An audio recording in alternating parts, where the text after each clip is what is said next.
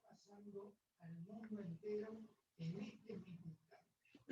Y que por ese motivo tenemos que ser muy precavidos. Yo confío en cada uno de ustedes, confío en cada argentino y en cada argentino. Sé que la inmensa mayoría de los argentinos entiende de lo que les estoy hablando y conoce mi vocación por preservar la salud de ustedes. Por favor, seamos estrictos, seamos cuidadosos. Terminemos con estas prácticas donde la distensión social se vuelve un gesto de responsabilidad.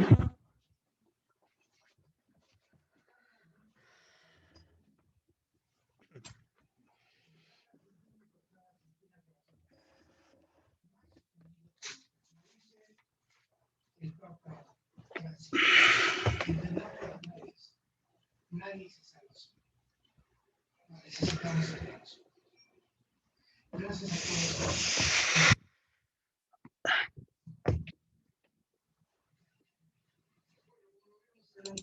El presidente acaba de ratificar para la zona de AMBA. Pura y exclusivamente la provincia puede venir cierre total en la nocturnidad. Entre las 20 y las 6 de la mañana no se puede circular, salvo personal esencial, con el permiso. Fuerzas federales van a estar haciendo cumplir, debido a que indudablemente falló el gobierno de la Ciudad de Buenos Aires en hacer cumplir estas normas que ya se venían disponiendo. Total cierre para todas las actividades recreativas, culturales, cultos religiosos en lugares cerrados también. Y, Juan, ayúdame. Bueno, el fin de la presencialidad de clases en el AMBA. Bueno, pero me parece que esto lo veníamos aquí. Es fundamental. Si estamos evitando cerrar la actividad económica, hay que restringir todo lo que no va a incomodar a la situación económica. Hola, ¿qué tal, Joaquín? José. Hola. ¿Cómo andan? Hola, buenas noches. ¿Qué tal? Estamos un poquito atrasados, pero bueno, deben estar escuchando a Alberto, yo también estaba en eso. Sí, rumiando los anuncios. Sí, sí, cuesta adaptarse, pero bueno. De todas maneras podemos esperar un cachito, a ver si hay Sí, más, sí, obviamente. porque por ahí un lío de papeles, entre los papeles y el Kindle, tengo de todo. Igual ustedes estuvieron en la clase hoy, ¿no? El teórico estuvieron los dos. Yo llegué un poco más tarde porque, bueno, salgo a las 5:30 del colegio y Cierto, llego un poquito tarde. Así que cierto. después le he pedido a Andrea para reponer la primera parte. Bárbaro, bárbaro. Sí, sí, está bien, no hay ningún problema. Si ella se vino a grabarlo, me parece perfecto. Sí, sí, la verdad me facilita mucho eso. Porque Sí, sí, si sí, sí, no, es útil. Es útil realmente, porque total uno lo puede poner privado, como hago yo, digamos, con la grabación uno lo pone privado y no lo ve nadie, digamos. Solamente el que tiene el link o según donde uno lo guarde, tiene un montón de resguardos para que no lo vea nadie, ¿no? Así que está claro. perfecto. Bueno, en realidad hoy teníamos que terminar un poquito con la parte teórica y empezar con la última niebla, que también creo que nos llevaría a la clase que viene, ¿no? Yo tengo un cronograma, pero bueno, no lo tengo acá a mano. Ahí lo abro. Sí, tenemos Yo acá lo tengo. la próxima clase también es la última niebla. Y después viene, bueno, el loco afán que tendremos Sí, que sí, ver sí. a ver si podemos coordinar para ver algunas crónicas en particular, ¿no? Del MBL, que es interesante, siempre es interesante. Ver algunas crónicas en particular, bueno, por supuesto, si se lee todo el libro, mejor, pero para ver qué podemos hacer con eso, ¿no? Bueno, lo que se vio en Pasión de Historia no entra en prácticos, ¿no? Así que bueno, eso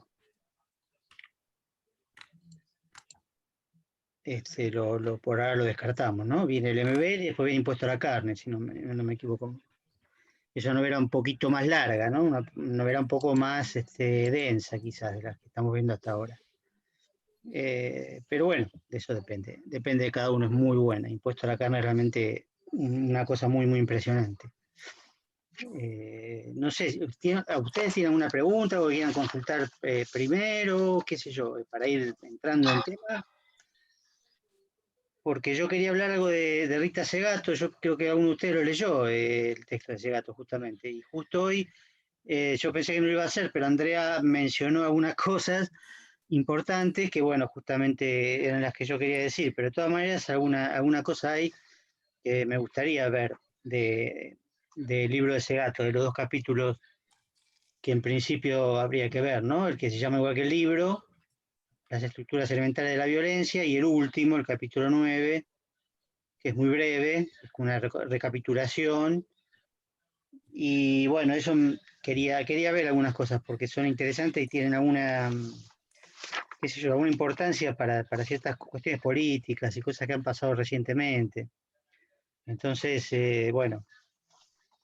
Y después entrar en La Última Niebla, que en realidad ella ya lo dio la clase pasada, pero bueno, nosotros venimos con ese atraso normal y que nos va a permitir ver algunas cosas puntuales que a lo mejor no se... Yo traté, digamos, de juntar todo lo posible de lo que no se vio en el teórico, lo que quedó un poco por ahí más breve o más rápido, qué sé yo, aunque algunas cosas, por supuesto, hay que repetir, ¿no? Seguramente voy a repetir algunas, no me acuerdo todo, pero yo tenía el teórico bien anotado y entonces, bueno, traté de no, y además una cosa importante que es la bibliografía, porque vieron que en el campus hay 3 artículos, ¿no? Sobre La Última Niebla. Entonces eso, bueno, alguna cosita de los artículos sería bueno también ver. Si no es ahora, en la próxima clase, no hay apuro. Pero son buenos artículos y de alguna manera sirven de un gran apoyo para ver algunas cosas que de todas maneras Andrea resumió, pero que de todas siguen sirviendo, por supuesto, ¿no? Que yo les había planteado de alguna manera un debate interno a la novela, digamos, pero también en la crítica, que tiene que ver justamente con la posición respecto a la protagonista y por lo tanto con la ideología general que está implicada en la narrativa, ¿no? Si realmente es un punto de vista femenino, aunque sea deconstructivo, ¿no? No necesariamente feminista, pero por lo menos deconstructivo, o si repite los lugares comunes, como alguna crítica dijo en su momento, ¿no? Los lugares comunes de la feminidad, etcétera, o cómo interactúan, digamos, esos 2 aspectos, ¿no? Ya Andrea adelantó su opinión, por supuesto, pero si lo discutimos nosotros va a ser mucho más interesante, sobre la base de algunos textos en particular, ¿no? Parece que no hay ninguno más se incorpora, qué lástima, ahora eran 8, qué macana. Bueno, justamente lo que yo había pensado era, en principio hablando de ese gato, ¿no? Ella habla mucho de lo que llama el contrato sexual, que es una expresión paralela, digamos, al contrato social, ¿no? Contrato social de Rousseau. Bueno, ella utiliza la expresión contrato sexual, que es esta cuestión más o menos implícita en la cual se normativiza la relación entre los géneros, ¿no? La relación de dominación entre los géneros. La relación patriarcal y específicamente la relación patriarcal heterosexual, que también hemos venido trabajando en ese sentido, que de alguna manera están correlacionadas, ¿no? Acá hay otra alumna, ahí estamos. Bien. Hola, ¿qué haces, Delfina? ¿Cómo estás? Y bueno, algo que sí hoy dijo Andrea, en el fondo, porque también se aplica a la novela que estaba transitando, ¿no? Que es la idea de la violación sistemática como un acto disciplinador, ¿no? E incluso vengador contra las mujeres o contra la mujer. Y a su vez un acto reproductor de este contrato sexual, ¿no? Es decir, lo que se conoce como reproducción social en sociología, ¿no? Se puede trasladar en ese sentido antropológicamente lo mismo, digamos, las sociedades tienden a reproducirse. Y en ese sentido, bueno, hay una necesidad de esa reproducción de la dominación patriarcal, machista y heterosexual, y la violación tiene un papel, la violencia sexual en general, ¿no? Pero más profundamente todavía la violación, en muchos aspectos, en muchos sentidos, tiene ese papel de reproducir las relaciones de dominación frente a la posible rebeldía femenina, bueno, la violación, o el abuso, ¿no? Esto queda muy claro en los ejemplos justamente que tenemos disponibles, pero a su vez en lo que trata muy bien Segato, que es los crímenes de Ciudad Juárez, que yo les adelantaba la otra vez, ¿no? Los crímenes de Ciudad Juárez que son, bueno, una impresionante violación de los derechos humanos de las mujeres durante muchísimos años, con, ahí está, hay otra persona más. Hola, ¿qué haces, Sabrina? Hola. ¿Cómo estás? Bueno, eso, digamos, es muy importante porque ahí es como que de alguna manera está presente, digamos, ¿no? Una violación sistemática. También se puede ver, por supuesto, en las guerras, ¿no? En muchas guerras, pero en las guerras, por ejemplo, de la ex Yugoslavia, se utilizó también la violación de las mujeres como algo sistemático, ¿no? Como un arma absolutamente sistemática y permanente. Permanente. Esto bueno, es muy particular, ¿no? Hago un paréntesis ahora que somos un poquito más. Para recomendarle dos películas muy extrañas. Las dos películas, no sé, son recomendaciones que las hago un poco así como que cada uno se haga responsable. Una que es realmente muy linda, muy buena película, un documental que se llama Cuerpos Marcados. No sé si lo han visto, Cuerpos Marcados. Tiene mucho que ver con cosas que hemos tratado y que seguiremos tratando. Lo que pasa es que es un documental, está en Cineplay, Cineart gratis, digamos, ¿no? Se puede ver, es un documental breve de Ciro Novelli. Es muy duro al principio, la verdad. Por eso le digo, qué sé yo, por ahí es poco doloroso de ver al principio, sobre todo para mujeres, diría yo, ¿no? Porque se trata de mujeres que han tenido diversas cuestiones, diversos tipos de heridas corporales, ¿no? Desde cáncer hasta violaciones, abortos, cesáreas, ¿no? Cesáreas también. El maltrato obstétrico, ¿no? La violencia obstétrica, que es un tema también, ¿no? Y, digamos, el principio en ese sentido es positivo, es un poco duro, pero lo importante es que se desarrolla en función de dos tatuadoras que proponen tatuar esas heridas, ¿no? Es decir, dibujar tatuajes sobre las heridas que estas mujeres tienen en el cuerpo, ¿no? Las diversos tipos de heridas, ¿no? Ya sea en la cesárea o en lo que sea, ¿no? Y entonces, bueno, realmente tiene, por supuesto, finalmente es una cosa muy conmovedora, pero se lo recomiendo teniendo en cuenta eso, digamos, que es demasiado choqueante probablemente al principio. Pero justo es un tema que estábamos viendo, entonces cuando lo vi ahí en Cineplay dije, bueno, tengo que ver, no puedo dejarlo pasar con ese título y con la reseña breve que tenía, dije, bueno, tengo que ver. Después hay otra recomendación que también les hago así a título de inventario, sin responsabilizarme demasiado, que es una película argentina que se llama La Casa del Recuerdo. Si leyeron algo sobre María Luisa Bombal, habrán visto que la escribió ella, el guion es de María Luisa Bombal. Cuando ella estaba acá, es de 1940, la película. Ella escribió ese guión de La Casa del Recuerdo, con Arturo García Buri y Libertad Lamarque. Es un melodrama, digamos, ¿no? Melodrama bastante redondito. Como todos los melodramas, tiene, digamos, aparte literalmente porque tiene canciones, ¿no? Canta Libertad Lamarque todo el tiempo. Pero aparte de eso, tiene cierta onda que uno, por ahí, o que sea forzadamente, podría relacionarla con Bombal.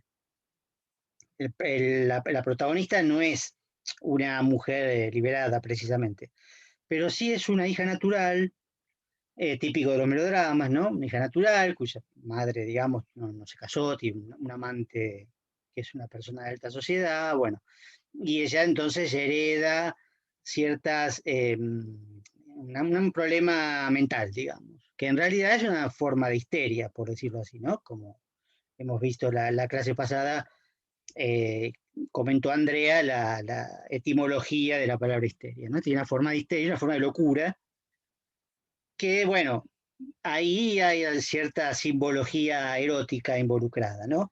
En una época, por supuesto, no se podía mostrar nada en el cine, obviamente no podía haber nada explícito en el cine, pero si ustedes la analizan un poquito desde ese punto de vista, con cierta picardía, digamos, van a notar que hay una serie de simbología erótica que siempre está involucrada en el melodrama, solo que reprimida, ¿no? En el melodrama siempre está un poco este juego entre el amor, la muerte, el destino, la herencia, la enfermedad mental, bueno, todo esto que está de alguna manera relacionado, está muy bien trabajado en la película, es de Luis Zaslavsky y tiene muy buena puesta en escena, pero bueno, está en YouTube, se puede ver gratis, una copia bastante fea, pero repito, no me responsabilizo si la ven y si se enojan conmigo después, pero creo que vale la pena de todas maneras, ¿no?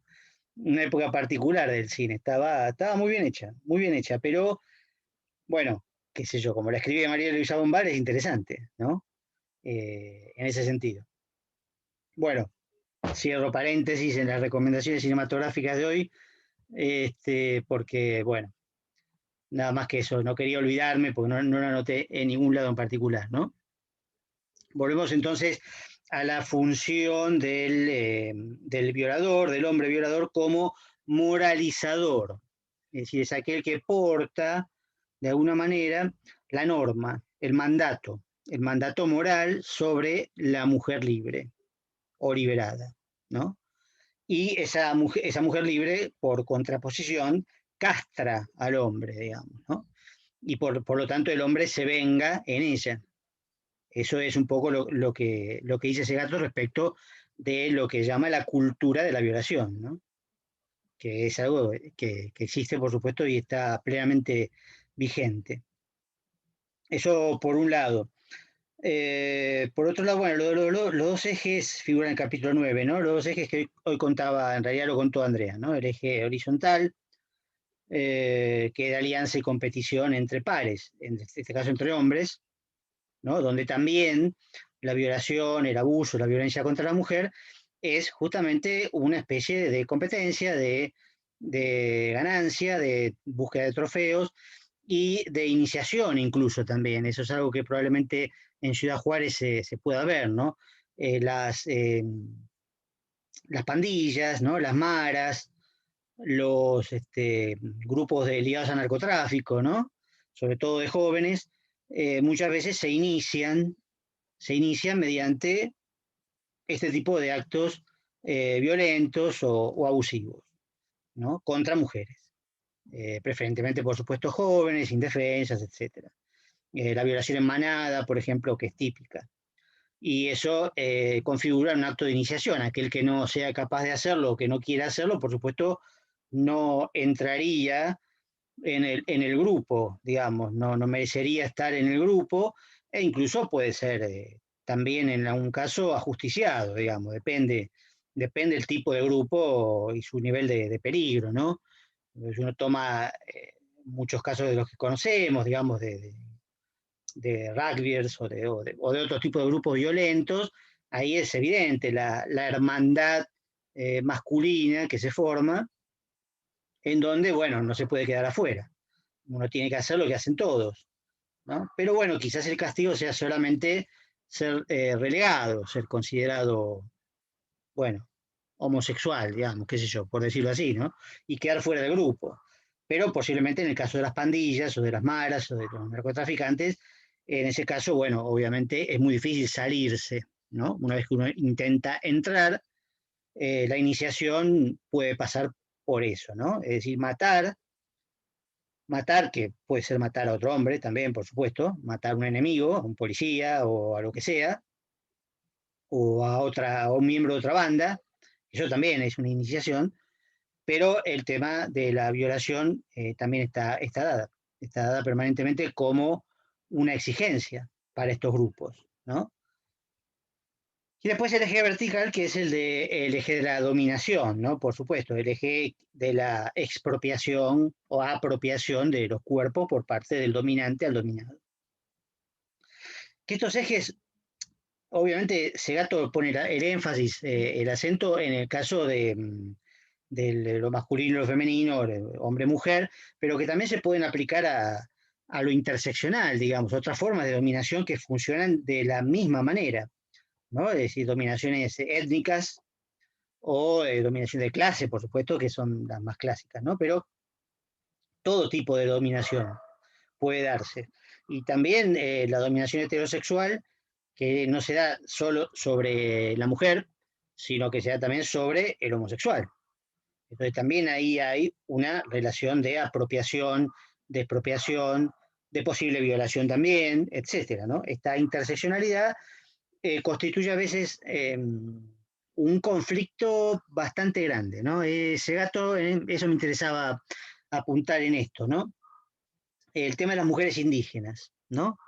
El tema de las etnias y el tema de las mujeres indígenas que en algún punto defienden su etnia y no su género dentro de la etnia, ¿no? Porque dice algo terrible en un momento ese gato, dice, los derechos no se suman, o no necesariamente se suman, ¿no? Es decir, una mujer indígena puede luchar por los derechos indígenas a lo mejor, pero capaz que no está autorizada, no se siente autorizada, o no quiere luchar por los derechos de su género dentro de la etnia, ¿no?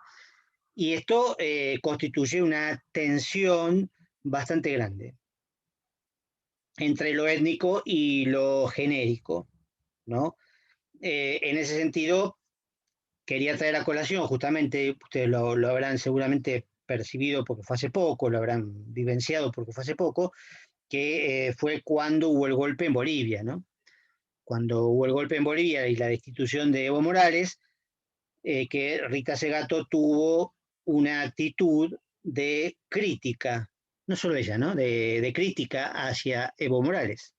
En lugar de criticar el golpe, criticó lo que antes Evo Morales había hecho, ¿no?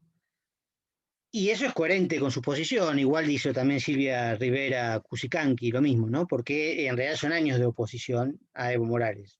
A mí no me gustó, digamos, yo hubiera preferido un apoyo a Evo y después en todo caso insistir, porque el golpe de Estado obviamente no era una solución para nada, ni lo fue, al contrario, hubo masacres, hubo desastres, y de hecho después volvió a ganar el MAS. Es cierto que los indígenas se quedaron con la vicepresidencia nada más, ¿no? No con la presidencia. La presidencia volvió a ser de alguien del MAS, de Luis Arce, que fue el ministro de Economía durante muchos años de Evo, ¿no? Pero todo lo que hizo Evo, por ejemplo, en términos no solo de etnia, sino también de género, parece poco, siempre parece poco, y eso es una tensión que nos afecta también a todos, a nosotros, ¿no? Segato la tiene clara, pero por ahí uno de afuera dice, bueno, pero Evo lo primero que hizo fue nombrar un gabinete, el primer gabinete de Evo hace muchos años, donde había mujeres indígenas, o sea, ministras que eran mujeres indígenas, es decir, algo impensado, no solo en Bolivia, impensado en cualquier otro país. Pero claro, es cierto que la figura de Evo como líder se fue desgastando y fue teniendo por ahí actitudes que dentro de Bolivia se le fueron reprochadas constantemente, ¿no? Y la posición de los indígenas en muchos casos se fue separando de, del MAS o del gobierno del MAS, ¿no? Fíjense que en Ecuador pasa lo mismo. O sea, de hecho en Ecuador acaba de ganar un banquero neoliberal porque el candidato de Correa no alcanzó a tener apoyo de los grupos indígenas. Y esto también viene de hace mucho, ¿no? Esto también viene de hace mucho. Es verdad eso, todo eso es verdad. Lo que pasa es que Segato en ese momento tuvo una posición muy tajante de criticar a Evo, ¿no? Como que de alguna manera los errores de Evo habían llevado a un golpe de Estado. Bueno, eso tiene que ver con esta cuestión de la tensión entre etnia, nación, Estado, ¿no? Porque por más que se llame Estado plurinacional y figura así en la Constitución, ¿no? que hizo dictar Evo en algún momento, que consiguió dictar Evo en algún momento, con mucha oposición y sin embargo la pudo dictar. Bueno, es un Estado plurinacional, es decir, que todas las naciones indígenas forman parte del Estado y tienen, por supuesto, de los derechos iguales, pero también algunas posibilidades y algunas mejoras particulares en cada uno, como por ejemplo la forma de administrar justicia, un montón de cosas que fueron desarrolladas por cada pueblo, por cada nación en este caso.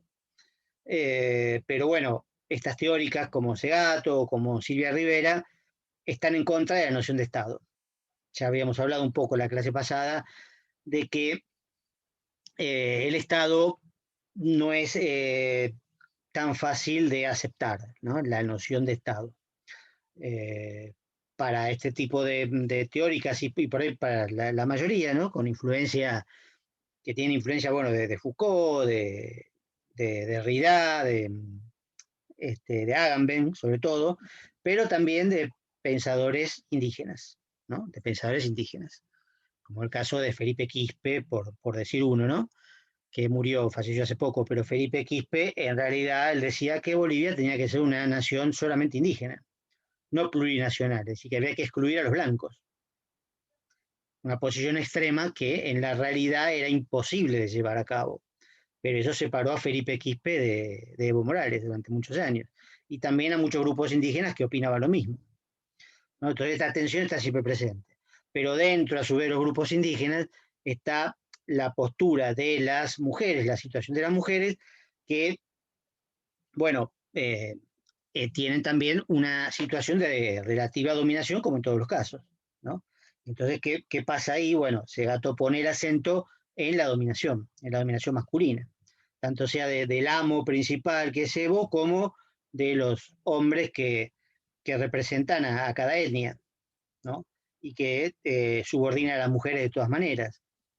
Es un problema interesante, ¿sí? No es que lo vamos a solucionar acá, pero digo, es un problema que políticamente tiene muchas capas y muchos costados para analizar, ¿no?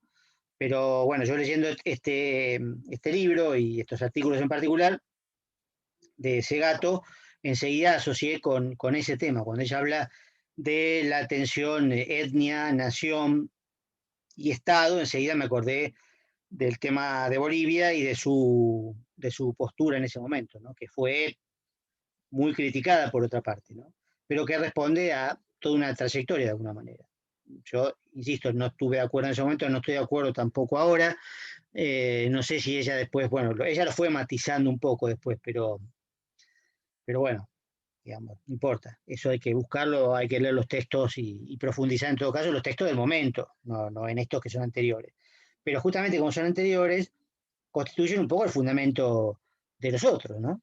De alguna manera, se pueden ir a buscar ahí, no como justificación, no sé si lo necesita, pero sí como una forma de entender mejor esa posición.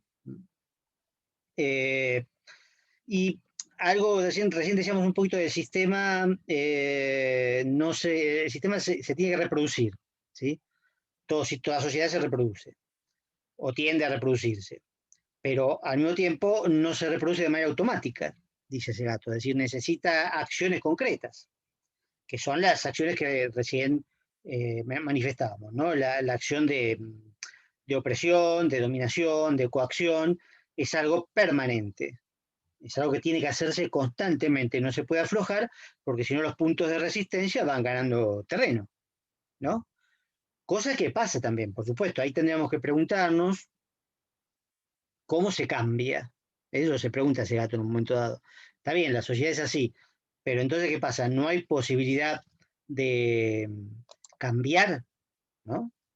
¿Cómo puede ser? Bueno, ahí ella da unos puntos que no vamos a, mm, ella habla de una reconquista permanente, bueno, de la mujer como objeto de consumo, hay una plusvalía simbólica que se le extrae a la mujer, ¿no? Una plusvalía simbólica que es la de facilitar la dominación, digamos, ¿no? Eso es cierto. Pero una de las cosas que dice como posibilidad de cambio es algo que habíamos visto que ronda mucho los textos que estamos viendo, que es la cuestión de la norma o de la ley. Si hay una ley o una norma o un mandato que generalmente está implícito, ese contrato sexual, digamos, no está implícito, pero también está explícito. O sea, también hay leyes en los distintos países, en todos, pero bueno, por supuesto en Latinoamérica quizás más que en otros, bueno, habría que ver país por país, pero hay leyes concretas que son leyes en contra de las mujeres. Por lo tanto, ella dice, bueno, si bien no hay que ser demasiado optimista o asignarle demasiado valor a la ley, es necesario conseguir leyes nuevas, ¿no? Analiza el caso de Brasil, por ahí. Leyes nuevas, leyes que tengan que ver, por ejemplo, con el patrimonio, o como en su momento fue la patria potestad, por ejemplo, o como fue hace poco, en el caso nuestro, la ley del aborto. Es decir, son todas leyes que, por supuesto, implican la posibilidad de un cambio. ¿Por qué? Porque toda ley implica una simbolización y la simbolización es importante, ¿no? Lo simbólico es importante, no es lo real. Eso lo sabemos ya, ¿no? Lo simbólico no es lo real, pero puede interactuar con lo real, de alguna manera, ¿sí? De alguna manera. Por lo menos eso es lo que dice Segato, ¿no? La simbolización es importante, porque tener una ley que a uno lo respalde implica, en términos de Bourdieu, por ejemplo, un capital simbólico que no es despreciable. No es despreciable. No es lo mismo que esté una ley a que no esté. Después, por supuesto, la ley se tiene que aplicar. ¿Sí? Ahí está digamos, la aplicación es justamente la acción de la ley sobre lo real. ¿Sí? No es fácil ni automático. Pero es una de las cosas que propone ese gato, digamos. No dejar el tema de luchar por la ley, como hablábamos la otra vez, luchar por los derechos. ¿Sí? No de una manera esencialista, no afirmando identidades fijas o inmutables, pero sí viendo dónde hay un derecho vulnerado para tratar de dar vuelta esa vulneración, digamos. Y la ley es una forma, obviamente, no es la única. Después, bueno, hace otros comentarios sobre otros tipos de cosas, ¿no? Lo simbólico, por supuesto, la literatura tiene un lugar importante en lo simbólico, es lo que nosotros estudiamos, ¿no? Lo simbólico y lo imaginario, ¿no? Lo simbólico tiene que ver, por supuesto, con los signos, con las palabras, ¿no? Y lo imaginario con las ideologías que están involucradas.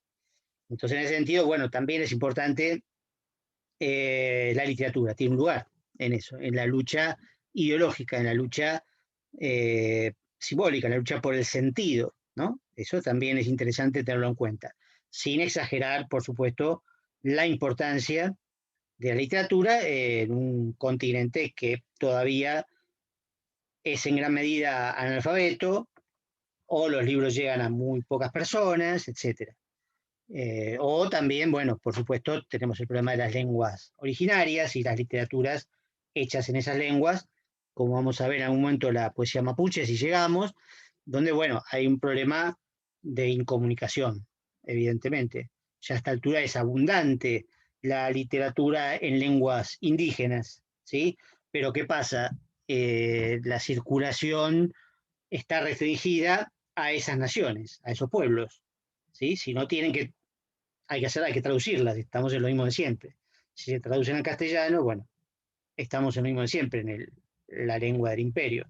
Pero ya lo vamos a ver cómo trabajan eso algunos poetas mapuches muy importantes, sobre todo chilenos, entre comillas, ¿no? Porque muchos de ellos, por supuesto, no se consideran chilenos ya, ¿no? se consideran mapuches, no chilenos, y escriben en mapudungún, o pueden escribir en castellano a veces, o a veces traducir sus propios textos, sus propios poemas del idioma originario al castellano, lo cual es interesante como operación cultural. Eso lo vamos a ver en su momento también, ¿no? Pero bueno, digo que lo simbólico tiene su importancia y lo imaginario también, y eso es lo que nosotros trabajamos en ello, digamos, de alguna manera, ¿no? Es lo que nos interesa a nosotros estudiar, creo, de alguna manera. Entonces, bueno, no podemos tampoco descartarlo, no podemos sacarle importancia, tampoco darle más de la que tiene, qué sé yo. Y nos queda, bueno, no tengo mucho más para decirlo sobre ese gato. Hay una cuestión que también, así como el problema, uno de los problemas centrales es el cambio, ¿no? Es decir, cómo se puede cambiar, así, digamos, en una sociedad estrictamente injusta, ¿no? Bueno, ¿cómo se puede cambiar? Ese es un problema. Y otro problema también que tiene que ver con la agencia, la voluntad, ¿no? El tema de la intención también, ¿no? Que es un problema interesante también, que es un problema interesante, ¿no? Porque evidentemente los agentes, hombres o mujeres, como hemos visto incluso en la novela de hoy, ¿no? No necesariamente son conscientes de todo esto que estamos hablando, ¿no? Actúan mediante una voluntad que es ajena. Incluso en el caso de los hombres también. Los hombres también están sujetos a un mandato patriarcal. Ahora, evidentemente, son los que supuestamente seríamos más beneficiados, ¿no? Seríamos más beneficiados. Pero habría que ver, porque es un problema también ese, el problema de la voluntad, el problema de la intencionalidad. Si digamos, se puede cambiar o no se puede cambiar desde el punto de vista individual, ¿no? De la conciencia, de lo que se llama a veces, ya a esta altura es un poquito chistoso, pero de construirse, ¿no? Es posible deconstruirse, es posible estar del otro lado, es posible devenir otro. Algunos dirían que sí, otros dirían que no, ¿no? Siempre me gusta citar una escena de la película Malcolm X, de Spike Lee, una película que tiene 20 años o más, donde en una gran manifestación una chica rubia, muy blanca, se le acerca a Malcolm X y le pregunta, con muy buena intención, ¿qué podemos hacer los blancos que estamos a favor de la causa de ustedes los negros? ¿Cómo podemos ayudar? ¿Qué podemos hacer? Y entonces él se da vuelta, la mira con cierto desprecio y le dice, nada. ¿Sí? Esa respuesta, que es dura, en parte es bastante acertada, ¿no? Bastante acertada. Por lo menos habría que empezar desde ahí. Es como un grado cero que hay que asumir. ¿Qué podemos hacer los hombres heterosexuales, blancos relativamente, porque por ahí somos blancos acá, pero si vamos a Estados Unidos no somos blancos, ¿no? Vieron que Anna Taylor-Joy no es blanca, por ejemplo.